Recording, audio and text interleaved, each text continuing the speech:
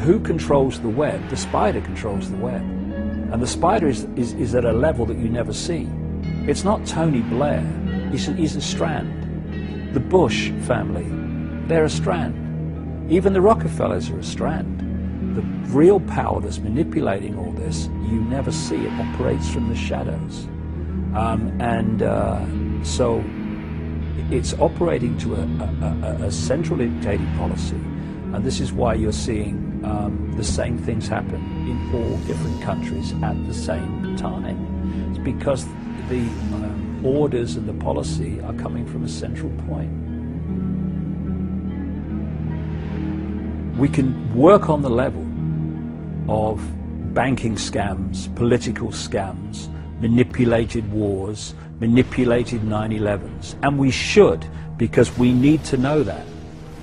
But if that's all we're doing in terms of communicating knowledge, then basically we're operating in a cycle of this is the problem, but how the hell do we get out of this? We will never know how to set ourselves free until we understand the nature of who we bloody well are. How do you set yourself free when you don't even know you are? How do you set yourself free when you don't even know the nature of reality that you're living in and manifesting and making happen without your knowledge that you're making it happen? You can't.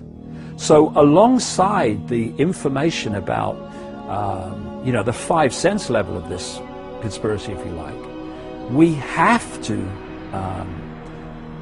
just as powerfully, I would say more powerfully, communicate the nature of reality and how we are creating our reality and how we are allowing it to be created for us by having ourselves programmed with certain beliefs, certain perceptions, and all the rest of it all the time. The two must go together, otherwise, we're never going to get out of this. If I tell you that's a computer and you are infinite consciousness, I'm not telling you anything you don't already know. I'm telling you what you've forgotten.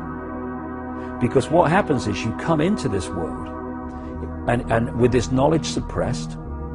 It's like someone once said, you imagine you come into the world and someone tells you that 2 and 2 equals 5. Your parents tell you that from the earliest age, 2 and 2 equals 5. You then go to kindergarten and nice teachers tell you that 2 and 2 equals 5. You then go to school and teachers at junior school, senior school, they tell you 2 and 2 equals 5. By now, all your mates who've been through the same system, they're telling you 2 and 2 equals 5, and if you say it equals 4, they laugh at you.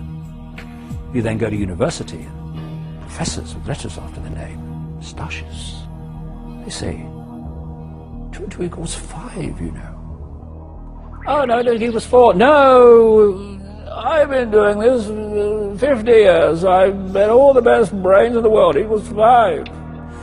That boy will not go far. And then you turn the telly on, and someone's going, good evening, 2 and 2 equals 5. Now the weather, right? There's a good chance that you'll go through the whole of your life believing 2 and 2 equals 5, but it still equals 4. And what this information about the nature of reality is doing, basically it's saying, do you remember 2 and 2? 4. Oh yes! And this is why this has such an impact on people. When they hear it, something goes, this is true. This is true, because they're remembering it. We are in a world in which the vast majority of the population is in an amnesic state. They are in a hypnotic trance because they have been implanted with false information about themselves and the world ever since they arrived.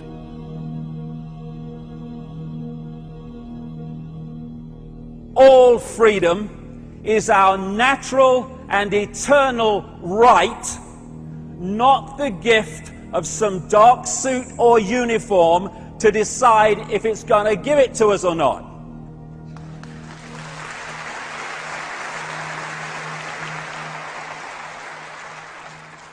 And so this is also not a day for being intimidated and frightened by this big brother crap.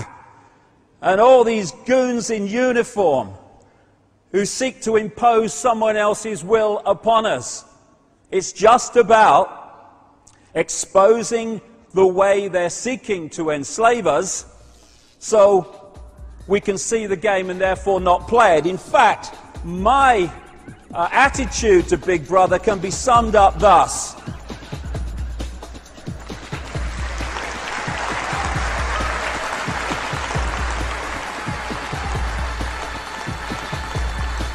Oh, Big Brother, oh my God!